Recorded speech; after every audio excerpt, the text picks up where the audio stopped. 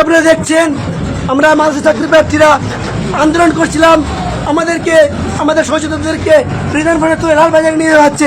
আমাদের সহযোদ্ধারা এখনো আন্দোলন চালিয়ে যাচ্ছেন, কিন্তু আমাদের বেশ কিছু চাকরি প্রার্থী সহযোদ্ধাদেরকে প্রিজন ভ্যানে তুলে নিয়ে যাওয়া হচ্ছে লালবাজারে।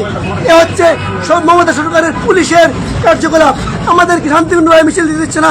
আমরা ইন্টিমেশন লেটার দিয়েছিলাম, আমাদের ঠিক রুট ছিল, আমাদের রুট ম্যাপ ছিল, সেই রুট ম্যাপ পর্যন্ত ছেড়ে দেওয়া হয়নি। আমাদেরকে আটকে দিয়ে আমাদেরকে জোর জবরদস্তি করে প্রিজন ভ্যানে তোলা হয়েছে।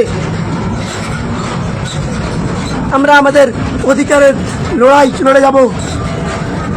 পশ্চিমবঙ্গের সমস্ত মানুষের কাছে দাবি আবদার, আপনারা বেশি বেশি করে দেখুন। আমরা টেট পরীক্ষা দিয়েছি, টেট পরীক্ষায় উত্তীর্ণ হয়েছি, মেন্স দিয়েছি, মেনের রেজাল্ট আর হচ্ছে না।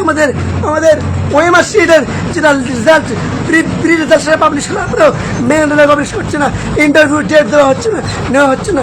আর আমরা আন্দোলন করতে নামছি 3 বছর পরেও তবু আমাদেরকে অন্যভাবে প্রিজন করে তুলে দেওয়া হচ্ছে।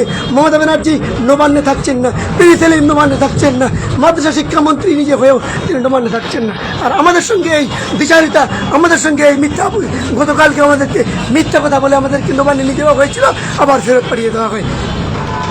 আপনারা দেখুন, এই বর্তমানে শিক্ষিত হয়ে চাকরি করার জন্য আমাদেরকে এই মাসুল দিতে হচ্ছে।